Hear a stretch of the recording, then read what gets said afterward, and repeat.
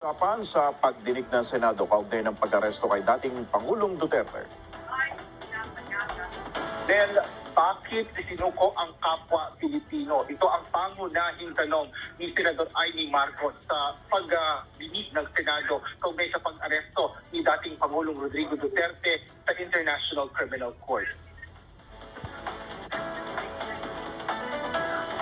Ilan sa mga opisyal na dumalo sa pagdinig ay sina Justice Secretary Cristina Remulla, National Security Council Director General Eduardo Año at Interior and Local Government Secretary John Vic Remulla. Kasama rin sa guest list si Defense Secretary Gilberto Teodoro Jr. at mga Philippine National Police officials na sina PNP o Police General Romel Marbil at Police Major General Nicolas Torres III.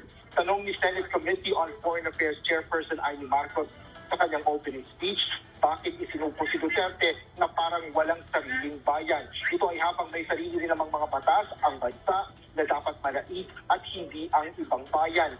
Kung magagawaan niya ito sa dating Pangulo, maaari niya itong magawa sa iba pang individual. Ang hustisya niya na itinataw o itinapataw ng dayuhan ay hindi hustisya, kundi pang-aalipin dahil hindi niya ito, hindi niya tayo alipin kundi mga Pilipino. Question naman kay kinisyon naman ni Senador Christopher Bongo kung bakit umabot sa dito kung may umiiral na hustisya sa bansa at bakit pinayagan ito ng gobyerno. Kung kaya niya dalhin agad doon sa The Hague, Netherlands si Duterte, dapat kaya rin dalhin ito papalik sa loob ng 24 oras.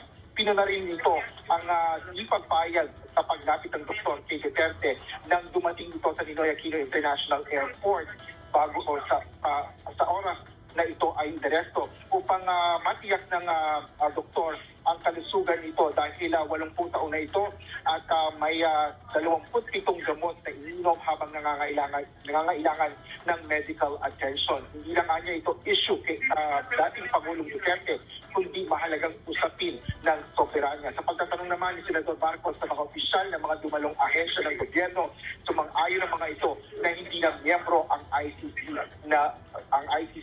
o hindi na miyembro ng ICC ang bansa. Ngunit paliwanag ni Justice Secretary Cristina Remulla, walang jurisdiction ang ICC sa bansa, ngunit may jurisdiction sa individual na nakagawa ng krimen. Sagot naman dito ni Senador Marcos ay hindi naman nililitis ang buong bansa, kundi ang individual. Ang pagdinig ng Senado dito at sa ilalim sa mga pagtatanong, mga resource person, mga official ng iba't ibang mga kaukulang ahensya, kaugnay nga yan sa pag-aresto kay dating Pangulo. Yan muna ang latest dito sa Senado.